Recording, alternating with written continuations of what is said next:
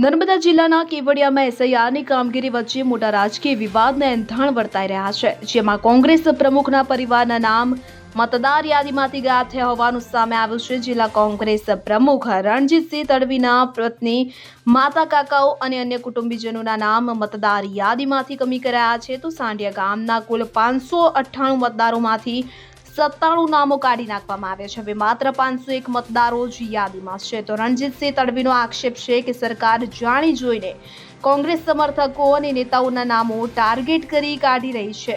ત્યારે આ મામલે કોંગ્રેસ દ્વારા ઉચ્ચ સ્તરે ઉગ્ર રજૂઆતો કરવામાં આવી છે અને વહીવટી તંત્રની કામગીરી સામે સવાલ ઉઠ્યા છે. નર્મદા જિલ્લા કોંગ્રેસ પ્રમુખ રણજીતભાઈ દિનેશભાઈ તડવી બોલું.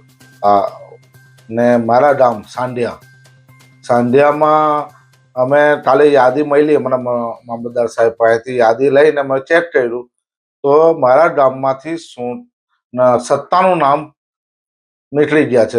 એમાં 598 વોટિંગ છે, 97 નીકળી ગયા છે. એમાં મારા મમ્મીનું નામ પણ નીકળી ગયું, રમીલાબેન દિનેશભાઈ તડવી. મારા મિસેસનું નામ નીકળી ગયું છે, અંજીરાબેન તડવી. અને પછી મારા કાકા લોકો, મારા ભત્રીજાઓ, મારા ભાઈઓ, એમના કુલ બધા થઈને 20-25 જેવા નામ નીકળી ગયા છે. તો અમારા રાહુલજી જે કહે છે એસઆરની કામગીરી કે વોટ ચોરી, આ વોટ ચોરવા માટે, તો અમારા કોંગ્રેસના વોટ આટલા નીકળી જાય, એક ગામમાંથી 97 જેટલા વોટ નીકળી જાય, તો નાની મોટી ઇલેક્શન, જિલ્લા પંચાયત કે તાલુકા પંચાયત, તો હરેક ગામમાંથી 50-50 વોટ જો નીકળી જાય તો સીધા કેટલા, 20 ગામ આવે કે 25 ગામ આવે, તો 1000 વોટ સીધા કોંગ્રેસને મારફતે સીધો બીજેપીને ફાયદો થાય. ગાદી પર બેઠા છે તો એ સાબિત થઈ ગયું છે કે અમારા ગામની અંદર આટલા વોટ 97 ચોરી કર્યા, તો પછી ખોટી રીતે આ લોકો બેસે જ છે.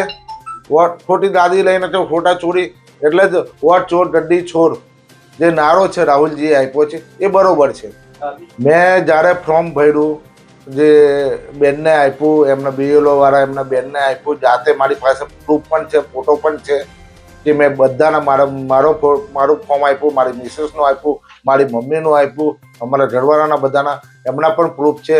તોય નામ અમારા કાઢી નાખવામાં આવ્યા છે.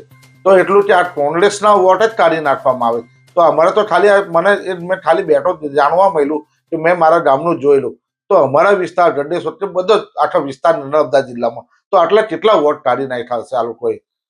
બીજું કે તમે આ બાબતે અધિકારી જોડે વાતચીત કરી તો અધિકારીઓને શું જવાબ? અધિકારીઓ એવું કીધું કે બીએલઓ પર છોડી દીધું.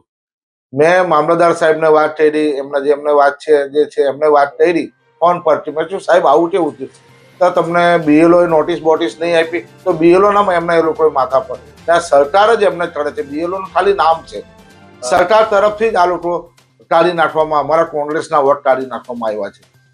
અમે હજુ આ બાબતે સોમવાર સુધીમાં બધાને આવેદન પત્ર આપીએ છીએ, રજૂઆત કરીએ છીએ, કલેક્ટરને પણ બોલવાની વાત કરીએ છીએ, મામલતદાર સાહેબને આવેદન પત્ર આપવાની તૈયારી કરી છે સોમવારે. દીપક જગતાપ, CN24 ન્યૂઝ. હવે જુઓ દેશ દુનિયાની તમામ ખબરો તમારી આંગળીના ટેરવે.